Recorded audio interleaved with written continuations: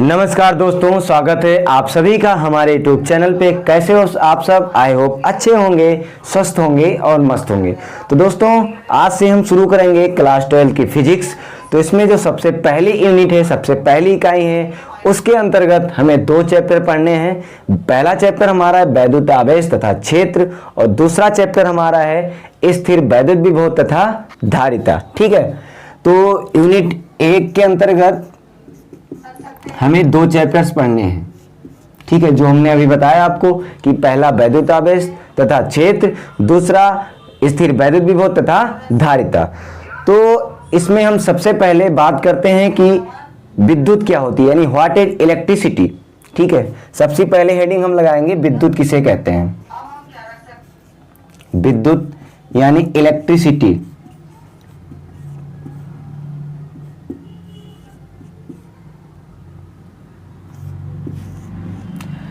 तो विद्युत क्या होता है, जिसमें हम आवेशों के बारे में, केवल हम आवेशों के बारे में अध्ययन करते हैं, वो क्या होता है, विद्युत होता है। तो विद्युत में हम दोस्तों किसके बारे में अध्ययन करते हैं, आवेशों के बारे में। तो अगर आपसे कोई पूछता है विद्युत क्या है, तो आप बता सकते हैं बहुत ही सिंपल कि भौतिक विज्ञान की वह शाखा जिसके अंतर्गत हम आवेशों के बारे में अध्ययन करते हैं, उसे हम बोलते हैं विद्युत। अब दोस्तों, विद्युत एक बड़ी ब्रांच थी, तो इसको 2 भागों में डिवाइड कर दिया गया। कितने भागों में? 2 भागों में डिवाइड कर दिया गया। तो विद्युत को 2 भागों में डिवाइड कर दिया गया। पहला भाग हमारा हो गया स्थिर वैद्युत की, स्थिर वैद्युत की, और दूसरा हो गया विद्युत चालन, विद्युत चालन।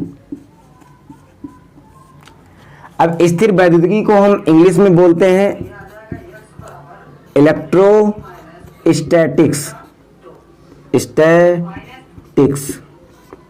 इलेक्ट्रोस्टैटिक्स। अब यहां पे देखिए इलेक्ट्रोस्टैटिक्स, 2 वर्ड आए हैं, इलेक्ट्रो एंड स्टैटिक्स। तो स्टैटिक्स का मतलब क्या होता है, रुका हुआ, रुका हुआ। इलेक्ट्रो का मतलब क्या होगा, आवेश। तो इलेक्ट्रोस्टैटिक्स का मतलब हुआ कि भौतिक विज्ञान की वह शाखा जिसके अंतर्गत हम रुके हुए आवेश के बारे में, यानी स्थिर आवेश के बारे में अध्ययन करते हैं, उसे हम क्या बोलते हैं, इलेक्ट्रोस्टैटिक्स, यानी स्थिर वैद्युतिकी। इसमें हमें आवेश को एक जगह रख देना है, उसकी प्रॉपर्टी के बारे में हमें अध्ययन करना है। ठीक है, आवेश को हमें हिलाना डुलाना नहीं है। तो स्थिर वैद्युतिकी के अंतर्गत हमें शुरुआत के 2 चैप्टर पढ़ने हैं। जो पहला चैप्टर हमारा होगा वो है वैद्युत आवेश, वैद्युत आवेश तथा क्षेत्र। ये पहला चैप्टर हो गया। दूसरा चैप्टर जो हमें पढ़ना है, उसमें पढ़ना है स्थिर वैद्युत विभव तथा धारिता। ठीक है, ये 2 शुरुआती चैप्टर हमें इलेक्ट्रोस्टैटिक्स के अंतर्गत पढ़ने हैं। अब वैद्युत चालन क्या होता है, इसको इंग्लिश में हम बोलते हैं इलेक्ट्रिक करंट, इलेक्ट्रिक करंट। ठीक है, तो इलेक्ट्रिक का मतलब क्या होता है, आवेश हो गया, और करंट का मतलब क्या होगा, प्रवाह, यानी फ्लो। तो इलेक्ट्रिक करंट के अंतर्गत हम क्या पढ़ते हैं, चलते हुए आवेश के बारे में। ठीक है, भौतिक विज्ञान की वह शाखा जिसके अंतर्गत हम चलते हुए आवेश के बारे में अध्ययन करते हैं, उसे हम क्या बोलते हैं, विद्युत चालन। ठीक है, तो आइए दोस्तों, हम अपना चैप्टर, जो हमारा पहला चैप्टर है वैद्युत आवेश तथा क्षेत्र, इलेक्ट्रिक चार्ज एंड फील्ड, तो उस चैप्टर की हम करते हैं शुरुआत। तो चलिए आप चैप्टर का नाम डालिए। तो चलिए सबसे पहले हम चैप्टर का नाम डालते हैं। तो हमारा जो पहला चैप्टर है वह है वैद्युत आवेश तथा क्षेत्र, वैद्युत आवेश तथा क्षेत्र, इलेक्ट्रिक चार्ज एंड फील्ड, ये हमारा चैप्टर है। तो सबसे पहले हम बात करते हैं वैद्युत आवेश के बारे में कि वैद्युत आवेश क्या होता है। तो सबसे पहले हेडिंग लगाइए आप, वैद्युत आवेश। वैद्युत आवेश। तो देखिए वैद्युत आवेश क्या होता है। आप लोग डेली लाइफ में आप डेली यूज करते हैं। आप लोगों ने कंघा देखा होगा, क्यों नहीं देखा होगा, क्योंकि ये सब हम लोग डेली यूज करते हैं। जब भी हम कहीं घर से बाहर जाते हैं, कॉलेज जाएं या कहीं रिलेशन में जाएं या मार्केट में जाएं या कहीं भी जाते हैं, तो हम कंघे का यूज जरूर करते हैं कि नहीं। अपने बालों को, अपनी पोजीशन को सही करने के लिए बालों के कंघे का यूज हम जरूर करते हैं, ठीक है। तो सबसे पहले आपको, जब आप कंघे को लेते हैं, ठीक है, एक कंघे को लीजिए और अपने सूखे बालों से इसको रब करिए। मान लीजिए ये आप हैं, ये आप हैं और ये है आपकी हेयर स्टाइल अजय देवगन की तरह, ठीक है। ये है आपकी हेयर स्टाइल। अब क्या करिए, आप इस कंघे को लीजिए और अपने बालों में रगड़िए, नहीं रब करिए। उसके बाद क्या करिए, आप उस कंघे को कागज के छोटे छोटे टुकड़े लीजिए, कागज के छोटे छोटे टुकड़े बनाइए। उसके बाद इस कंघे को इसके पास लाइए, ठीक है। तो जब आप इस कागज के टुकड़े के पास लाएंगे तो आप देखेंगे कि कागज के अंदर एक अजीब सी हलचल होने लगती है। वो हलचल कैसी होती है कि ये जो कागज के टुकड़े हैं ये कुछ क्या होंगे, इधर भागेंगे उधर भागेंगे और कुछ कागज के टुकड़े कंघे की तरफ आकर्षित होंगे, ठीक है। कंघा ले लीजिए या स्केल ले लीजिए, केवल कंघे की बात नहीं करें, आप स्केल भी ले लीजिए और इसको ट्राई जरूर करिएगा, ठीक है। तो क्या होगा, कागज के कुछ टुकड़े दूर भागेंगे और कुछ टुकड़े इसकी तरफ आकर्षित होंगे। और जब हम अगर वैसे कंघे लेकर आएंगे तो ऐसी ही घटना घटित नहीं होती है। तो ऐसा क्यों होता है, क्योंकि कंघे के अंदर क्या होता है, एक गुण आ जाता है। इसके अंदर क्या होगा, एक गुण आ जाएगा और इसी गुण को हम क्या बोलते हैं, आवेश। क्या बोलेंगे दोस्तों, आवेश। तो हम सिंपल वे में आवेश का डेफिनेशन बता सकते हैं कि किसी वस्तु का वह गुण जिसके कारण उस वस्तु में किसी दूसरी वस्तु को अपनी तरफ आकर्षित करने अथवा प्रतिकर्षित करने का गुण आ जाता है, उसे हम क्या बोलते हैं, आवेश। आकर्षित करने का मतलब या तो पास बुलाएगी, ठीक है। प्रतिकर्षित करने का मतलब दूर भगाना, ठीक है। तो जिस वस्तु में किसी चीज को आकर्षित अथवा प्रतिकर्षित करने का गुण आ जाता है उसको हम फिजिक्स भाषा में कहते हैं विद्युत अथवा चुंबकीय प्रभाव। क्या बोलते हैं, विद्युत अथवा चुंबकीय प्रभाव। तो हम वैद्युत आवेश का एक सुंदर सा डिफिनेशन लिखेंगे कि किसी वस्तु का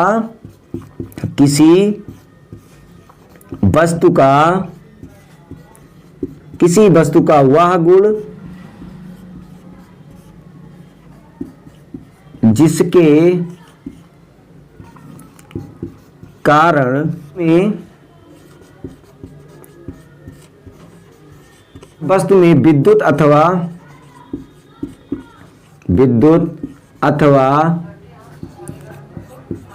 चुंबकीय प्रभाव की घटना घटित होती है, उसे वैद्युत आवेश कहते हैं। उसे क्या कहते हैं, वैद्युत आवेश कहते हैं, ठीक है।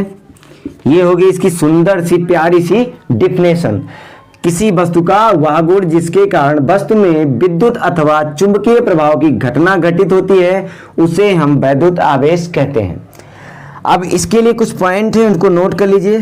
तो पहला पॉइंट आप लिखिए कि इसे स्मॉल क्यू से प्रदर्शित करते हैं। इसे स्मॉल क्यू से प्रदर्शित करते हैं। जो वैद्युत आवेश है इसको हम स्मॉल क्यू से प्रदर्शित करते हैं। सेकेंड पॉइंट इसके लिए लिखिए कि ये राशि कैसी है। तो दोस्तों जो वैद्युत आवेश है ये अदिश राशि है, क्योंकि इसमें दिशा नहीं होती, क्योंकि वैद्युत आवेश क्या है, गुण है। तो गुण की कोई दिशा थोड़ी होती है। अभी मैं आपको बताऊं कि मैं बहुत अच्छा पढ़ा रहा हूं, ठीक है, तो ये गुण है, तो इसकी कोई दिशा थोड़ी है कि मैं किस दिशा में पढ़ा रहा हूं। या आप अच्छा नहीं पढ़ रहे हैं तो क्या है, ये गुण है, इसमें दिशा तो है नहीं कि आप पूर्व दिशा में अच्छा नहीं पढ़ रहे हैं, पश्चिम दिशा में आप अच्छा नहीं पढ़ रहे हैं, है ना, इसमें डायरेक्शन तो है नहीं। इसलिए ये रास कैसी है, आदिश, आदिश, ठीक है, ये रास कैसी है, आदिश। अब थर्ड पॉइंट नोट कर दीजिए, वैद्युत आवेश के मात्रक, ठीक है। अब हम आवेश के मात्रक बताने वाले हैं आपको झौवा भर के, ठीक है। तो जिन भी भैया बहनी को आवेश के मात्रक बटोरने हो डेलिया मोनी लेकर आ जाएं, ठीक है। तो आवेश के मात्रक, आवेश के मात्रक, तो सबसे पहले हम आवेश के मात्रक में सबसे पहले आप लोगों ने पढ़ा होगा कि I बराबर क्या होता है, Q/T, ये आपने हाई स्कूल में पढ़ा होगा। तो जब हम यहाँ पे Q का मान निकालेंगे तो क्या आएगा, Q बराबर आएगा IT। तो आवेश का जो सबसे पहला मात्रक होगा वो क्या होगा,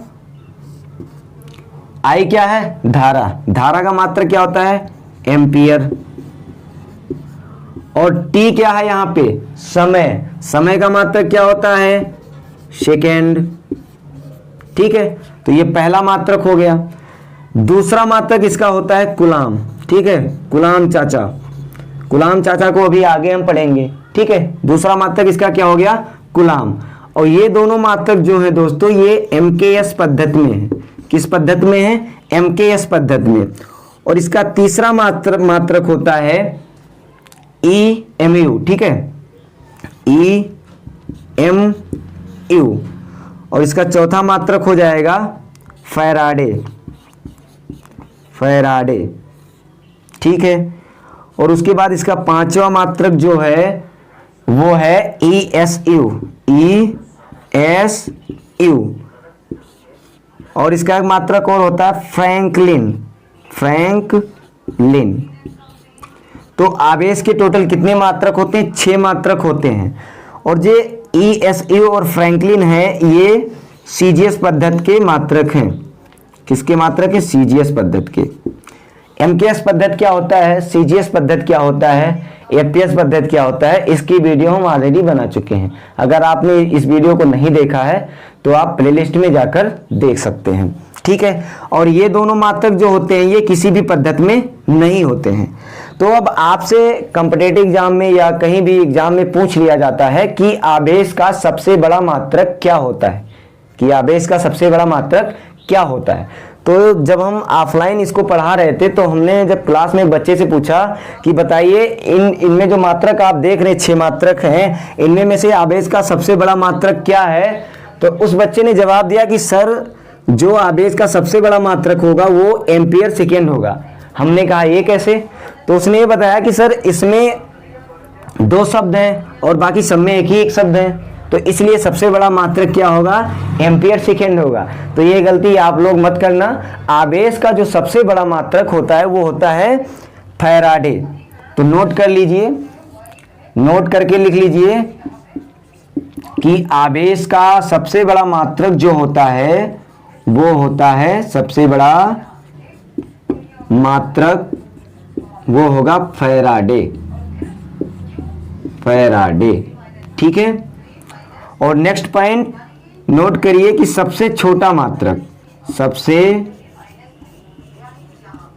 छोटा मात्रक, तो आवेश का सबसे छोटा मात्रक क्या होगा, ESU, ESU, ठीक है, इलेक्ट्रोस्टेट यूनिट। ये आवेश का सबसे छोटा मात्रक होगा।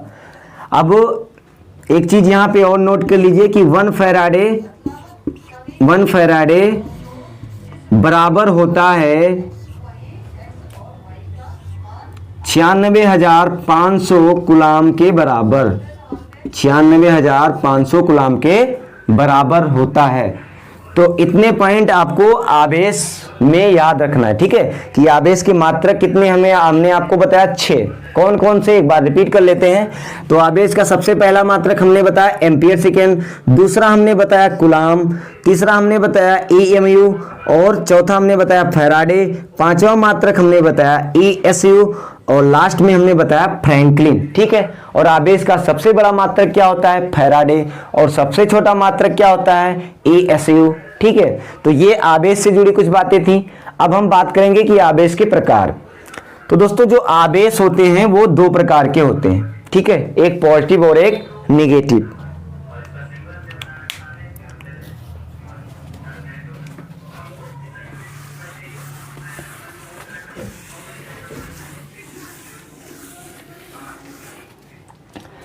अब अगली हेडिंग लगाइए, आवेश के प्रकार। आवेश के प्रकार, टाइप्स ऑफ चार्ज। ठीक है, तो आवेश दो प्रकार के होते हैं। पहला हमारा होता है धनात्मक आवेश, धनात्मक आवेश जिसको हम इंग्लिश में बोलेंगे पॉजिटिव चार्ज, पॉजिटिव चार्ज। और सेकेंड हमारा होता है ऋणात्मक चार्ज,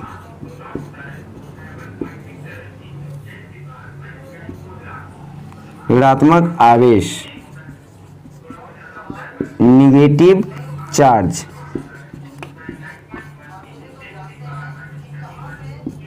तो आवेश के दो प्रकार होते हैं, पॉजिटिव चार्ज और निगेटिव चार्ज।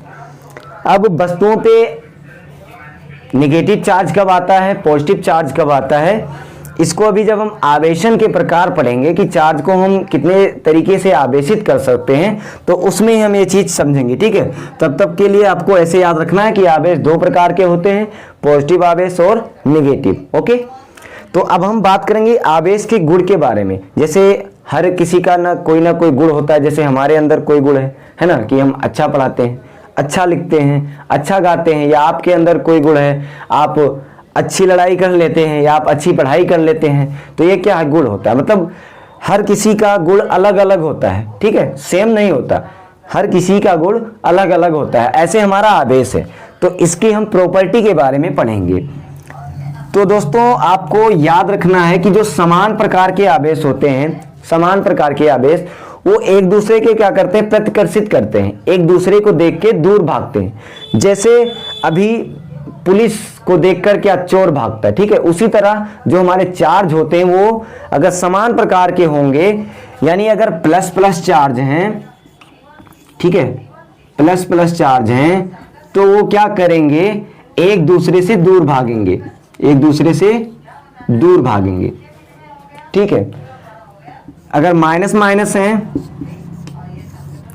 तो भी क्या करेंगे, एक दूसरे से दूर भागेंगे, क्योंकि क्या है, ये समान चार्ज है। ठीक है, तो समान प्रकार के चार्ज एक दूसरे को क्या करते हैं, प्रतिकर्षित करते हैं, प्रतिकर्षित करते हैं, प्रतिकर्षित करते हैं। ये भी क्या करेंगे, प्रतिकर्षित करेंगे। और असमान प्रकार के चार्ज एक दूसरे को आकर्षित करते हैं।